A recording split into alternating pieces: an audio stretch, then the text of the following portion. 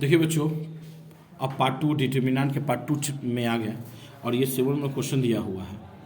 ठीक, इसका वैल्यूएशन निकालना है और यहाँ दिया है कि A B C A P में है।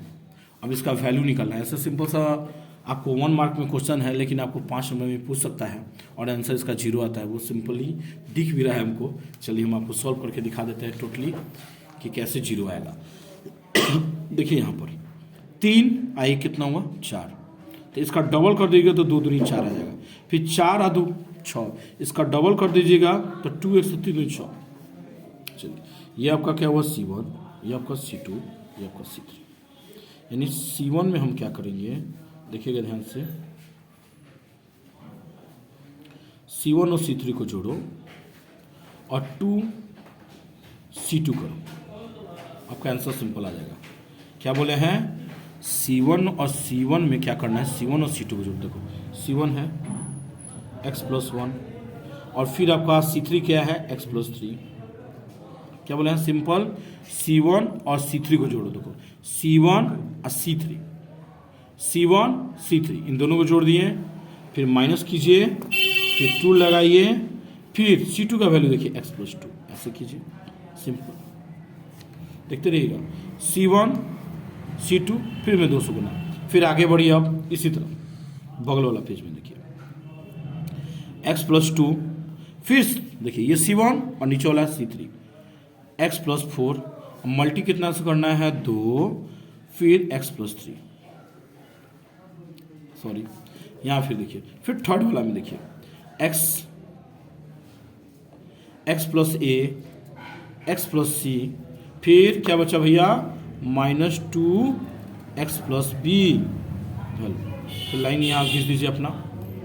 देखिए सिंपल, इसी को पहले सॉल्व कर लेते हैं।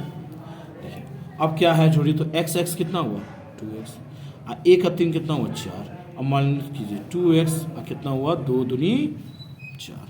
सेम इसी तरह भी 2x 4 2 6, फिर इसका गुना 2x 6, फिर यहाँ भी कीजिए x+2x और यहाँ कितना हुआ हो गया, इसको जोड़िए, आपका आया a+c, फिर यहाँ कीजिए -2x और -2b, सिंपल -2b।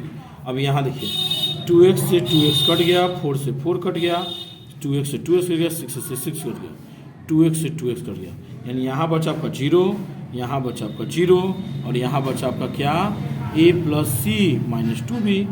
देखिए अब यहाँ देखिए क्वेश्चन क्या कहता है, यहाँ पर बोल दिया था कि a b c a p में है, तो a b c a p में है, तो हम क्या करेंगे, दूसरे पद से पहला पद को घटाएंगे तो b में से a घट गया, फिर तीसरे में से दूसरा घटाएंगे c में से b घट गया। अब देखते रहिएगा ध्यान से, ये -b इधर आएगा तो +b हो जाएगा और यहाँ पर क्या होगा c + a, यानी 2b बराबर कितना हो गया c + a का मान। 2b का मान कितना हो गया c + a का मान, तो यहाँ देखिए c + a का मान 2b और 2b क्या हुआ, कट गया 0 हो गया। अब आपका देखिए C2 का काम नहीं हुआ, जो बच गया उसको लिखिए, x+2 बच गया, x+3 बच गया, x+3 बच गया, x+4 बच गया, फिर x+b बच गया, x+c बच गया। और आप ध्यान दीजिए यहाँ भी 0, यहाँ भी 0, यहाँ भी 0, जब तीनों स्टेप अगर 0 रहता है, तीनों चीज़ अगर 0 रहता है, फिर से देखिएगा ध्यान से, यहाँ भी 0, यहाँ भी 0, यहाँ भी 0, जब तीनों स्टेज 0 रहता है तो वैल्यू क्या होता है 0 आता है। बस सिंपल